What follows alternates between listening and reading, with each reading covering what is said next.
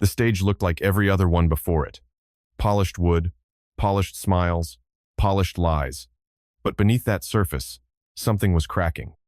The air felt wrong, too thick, too quiet in all the wrong places. The lights weren't just hot, they felt angry. The crowd wasn't cheering yet. They were shifting in their seats like they knew they were about to see something they weren't supposed to.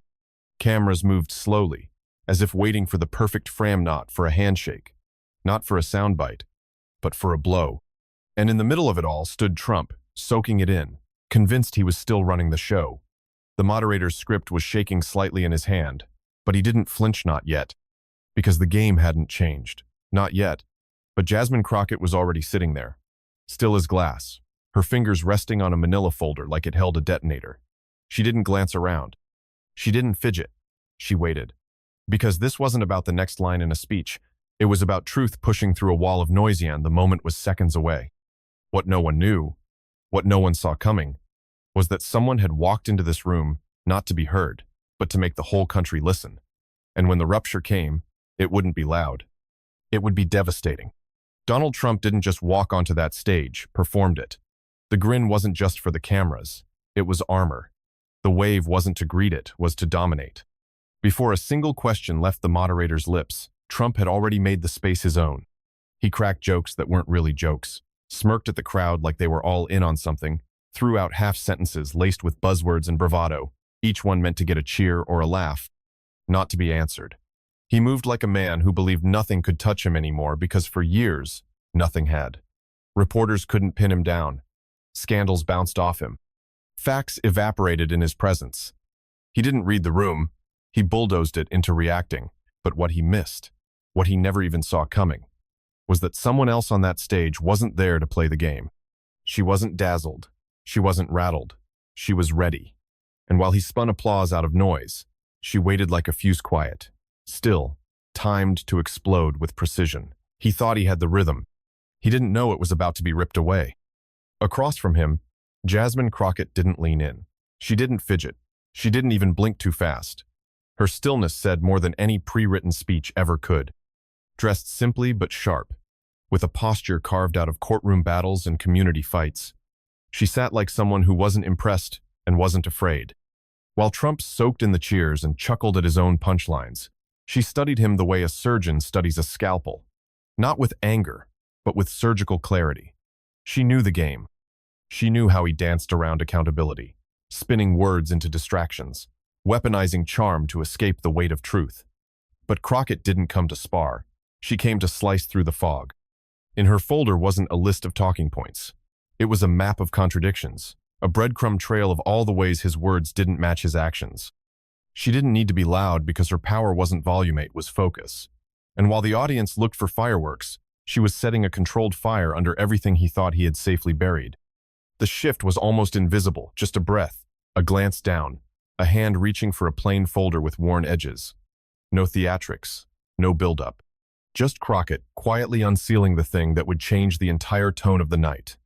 A question about small businesses had been tossed out casually, meant to be a softball. Trump grinned, leaned back, talked about how he'd saved American entrepreneurs. But Jasmine didn't respond right away. She let him finish, let the applause linger. Then, slowly, she opened that folder, not flashy, but deliberate, like she was opening a file the country forgot it had a right to see. She didn't raise her voice. She didn't interrupt. She just pulled out a single sheet of paper and laid it flat in front of her like evidence. The air thinned. The audience quieted. The moderators leaned in slightly, without realizing. Because this wasn't a response. It was an unveiling. And the weight of that one paper, its implications, its receipts, its timing, was about to detonate everything Trump thought he was controlling. Her fingers didn't shake. Her voice didn't rise. Jasmine Crockett read the paragraph the way a surgeon makes an incision, clean, precise, and knowing exactly where to cut. She didn't need theatrics. Just the facts. Plain language, line by line. This clause, she said, tapping the page, permits firms with valuations over $800 million to file under exemptions originally meant for disaster recovery zones. She didn't glance at Trump. She didn't need to. The words did all the pointing.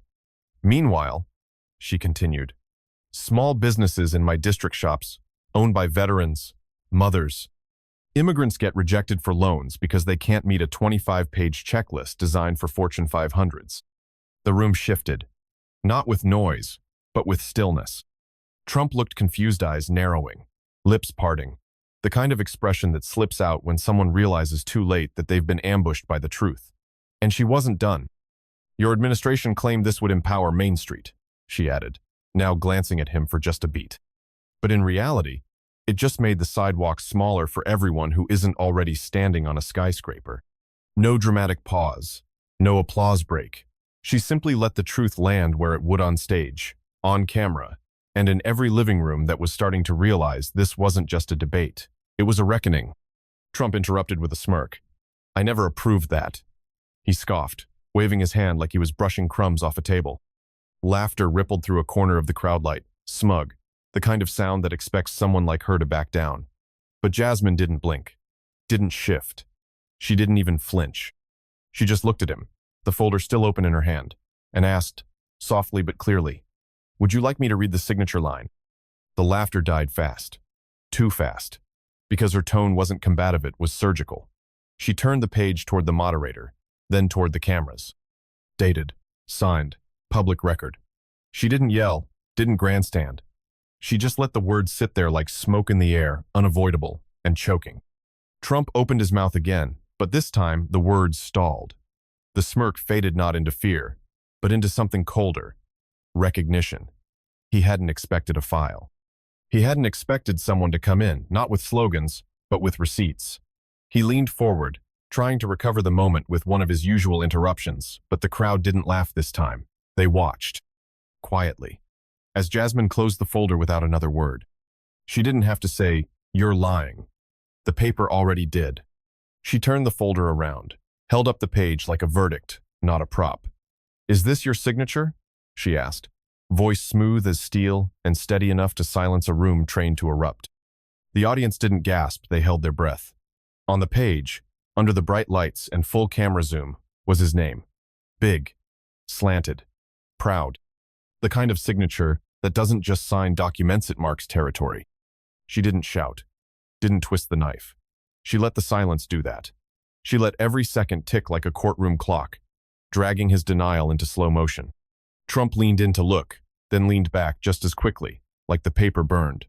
That's out of context, he mumbled, but the damage was already pulsing. It's dated 2 weeks before you denied it publicly, Jasmine said. Same date as the rally in Cincinnati. Same press release in your name. Her voice didn't shake because the truth didn't need to scream. It just needed space. And she gave it all the space in the world. Trump's eyes flickered to the moderator, to the audience, to the cameras, searching for a lifeline. But there was none. The room had shifted, not because she accused him, but because she proved it. Not in theory, not with drama, but with ink, with date stamps. With his own hand. The room stilled. No applause, no boos, just that eerie, electric kind of silence when the truth lands too hard to process in real time. A chill passed through the air like someone had cracked open a window in the middle of a furnace. You could see it in Trump's fastenat, the defiance he wore like armor. Not even his usual smirk. Just a flicker. A crack. That raw, unmistakable second when someone realizes they've been caught not by opponents, but by their own reflection. His eyes darted, to the moderator, to the crowd, to some invisible staffer behind the stage who wasn't there to save him. His mouth opened, but nothing came out. No punchline, no spin, just stalled silence, the kind that makes you wonder if the mask ever held anything real underneath. And Jasmine? She didn't move, didn't gloat, didn't lean in for the kill. She just let the paper rest in her hand, firm and steady, like the proof had weight. Because it did. Not just political weight, but moral weight. Accountability. In ink. That crack in his face. It wasn't about shame. It wasn't even about losing. It was about exposure. The sudden, searing awareness that for the first time, he wasn't ahead of the moment. The moment had him and it wasn't letting go. Then came the unraveling. You could almost hear the gears grind in Trump's head as he lunged for a way out. Fake news, he muttered. It's forged. They do that. The words came fast, too fast, like he was trying to outrun what everyone could see with their own eyes. He called it a setup. Claimed someone must have slipped his name onto something he never read. Said it was deep state sabotage. But the crowd wasn't laughing anymore. The smirks had faded. The room wasn't with him, it was watching him. And Jasmine? Still calm, still steady, like a surgeon, not a showman. Without flinching, she reached into her folder again slowly, deliberately, and pulled out a second copy. Same page, same signature. But this one bore the seal of the Federal Archive. Time-stamped, logged, verified. She didn't raise her voice. She didn't throw it in his face. She just held it there, letting the truth do the heavy lifting. That's when the unraveling stopped looking like denial and started looking like panic. Trump leaned back in his chair, eyes narrowing, jaw set like he was bracing for something heavier than backlash. And Jasmine? She didn't gloat. She just kept looking at him, not with rage, not even with judgment, just the quiet, undeniable certainty of someone who came prepared and knew the storm would break before she ever raised her voice.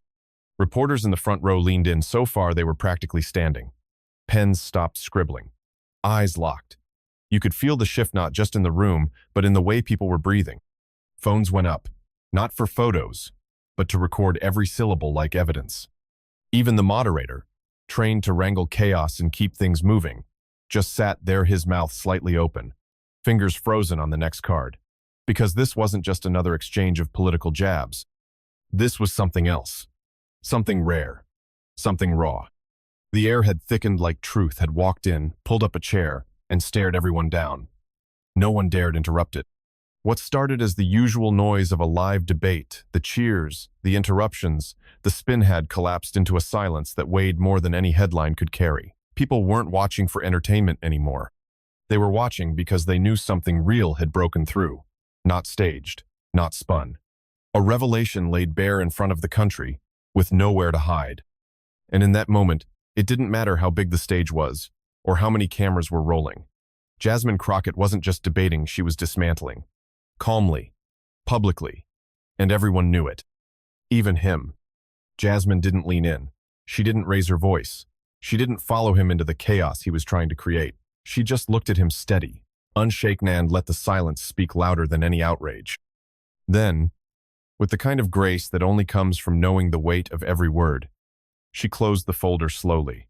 Not like a slam, but like a seal. Final. Undeniable. She laid it gently on the table, pushed it forward just an inch, and looked straight ahead, not just at him, but through him. Through the show. Through the noise. Through every excuse that had passed for leadership. And then came the line. Soft. Controlled. Deadly. "We can't afford leaders who forget what they sign," she said, her voice like glass cutting through fog, while millions remember what they lost. It didn't need a mic drop. It was one. The kind of sentence that didn't need to be explained. Because everyone watching already felt it, whether they wanted to or not. It wasn't about party. It wasn't about politics. It was about the kind of neglect that ruins lives quietly, under paperwork and pretense. And she had just named it, plainly, in front of everyone. No spin, no slogans, just the truth and the cost. Trump barked back. Loud, disjointed. He threw out slogans like lifeboats, fake news, witch hunt. I did more for America than anyone. But they didn't land. Not this time. His voice echoed off the walls, but it wasn't powerful. It was desperate. The kind of loud that tries to cover for something slipping. He flailed for applause, lines, jabs, distractions. "Look at the economy when I was president," he shouted. "She's twisting the facts." But no one clapped. No one rose to defend him. People weren't reacting, they were observing, eyes narrowed. Phones recording. It was no longer a rally. It was a courtroom. And Trump wasn't the show anymore. He was the subject. He pointed, paced, interrupted, but every outburst only deepened the silence around him. Jasmine didn't flinch, didn't speak. She just let him spiral, each word dragging him further from control. The moderator tried to regain order, but the damage was done. The shift had happened. The man who once dominated every camera couldn't stop his own unraveling, and the woman across from him didn't even need to move. She had already done the one thing he couldn't undo. She made the truth undeniable. And now, for the first time in a long time, people weren't just listening, they were rethinking. The clip exploded before the debate even ended. Not with flashing headlines or explosive outbursts, but with quiet precision. It was Jasmine's composure that struck first. Her calm, her timing, the way she let the facts breathe in a room that was used to noise. People didn't share it for drama, they shared it because it felt different. Real. Raw. The kind of truth that didn't need to be shouted to land hard. Within an hour, TikToks popped up everywhere, side-by-side edits of Trump's denial and the signature she held up. YouTubers were breaking it down frame by frame. Twitter threads dissected the law, the dates, the implications. And then came the unexpected voices. Apolitical teenagers, veterans, small business owners, even former Trump voters posting, "Okay, but this one hit different." Cable news scrambled. Some anchors tried to soften the blow. Others leaned in. But the moment had already passed through filters and landed straight into people's homes. It wasn't just news, it was a shift. In tone, in trust, in who people wanted to hear more from. Because for once, someone didn't yell back. They just held up the facts and let silence do the rest. And in that silence, the country heard something louder than any soundbite. Accountability. Backstage, away from the buzz and camera flashes, Jasmine Crockett leaned against a cool concrete wall, her heels planted, her phone pressed to her ear. No smile, no selfies, no rush to tweet. Her staffer was talking fast updates on the housing bill they were drafting, budget figures coming out of committee, a local meeting rescheduled. She didn't interrupt. She just listened, took a breath, gave direction. Because while the internet burned with her name, Jasmine knew that moments don't move, the needle policy does. She wasn't there to soak in the applause. She was there to do what most don't. Finish the work after the cameras cut. Aides passed her quietly, some offering nods of awe. One intern mouthed, "Thank you." But Jasmine didn't break stride. She was already thinking ahead to the mother who called her office last week about school lunches, to the veteran in her district whose benefits were still tied up in red tape, to the thousands who couldn't go viral even if they screamed. Because that folder she held on stage, that was just one night. The next one was already being written, and Jasmine intended to sign every word with her eyes wide open. Because for her, that wasn't a win. It was a window, a rare one, where millions stopped laughing, shouting, or scrolling and started paying attention. And Jasmine knew windows like that don't stay open for long. They slam shut the moment the next outrage rolls in, the next distraction hits the feed. But in that fragile space, those few hours where people looked up, where the noise quieted, she saw a chance to speak beyond sound bites, to push a conversation that couldn't be buried under slogans. So, as the headlines blared and the hashtags climbed, Jasmine wasn't basking. She was mapping. How to turn that pause into policy. How to use that fleeting clarity to drive real change before the world went back to sleep. Because she'd seen too many moments wasted, too many truths shouted down by the next shiny scandal. This time, she wanted more than applause. She wanted action. And she wasn't going to let that window close without trying. And in that attention, something else cracked, not just his performance, but the illusion that no one would dare to hold him accountable, live and without fear. For years, Trump had worn down the room with volume, made unpredictability his armor. People expected bluster, expected him to bulldoze over questions, and never pause long enough to be pinned down. And it worked, again and again, until that night. Because Jasmine Crockett didn't flinch. She didn't match his chaos or play the spectacle. She just brought the truth in a folder, held it up to the lights, and said, "Look." And when she did, the entire machine that had protected him spin, noise, distraction sputtered. For the first time in years, someone stepped into his arena and made him look small without shouting once. And the crowd saw it. The press saw it. His team saw it. Even he saw it. Not just a loss of control, but a loss of invincibility. That crack wasn't loud, but it was real. And once something breaks like that, it doesn't go back together the same. Jasmine didn't destroy Trump that night. He unraveled himself. All she did was light the match with truth. She didn't need to raise her voice or trade insults. She didn't roll her eyes or mock him. She gave him the space to speak. And in that space, he revealed everything. The denial, the bluster, the panicit wasn't strategy. It was exposure. And it burned louder than any soundbite could. Because the truth doesn't always explode. Sometimes it waits. It watches. Then it lands in the quiet, like a key turning in a locked door. Jasmine Crockett didn't swing. She opened that door, and what spilled out wasn't just one man's failure to remember what he signed it, was the weight of every decision he'd buried under charm, confusion, and noise. She held up a document, not as a weapon, but as a mirror. And when he looked into it, the country saw what he saw. A man suddenly unsure of the page he claimed to lead. That's what broke the room. That's what made the moment unstoppable. She didn't crush him. He did that all on his own.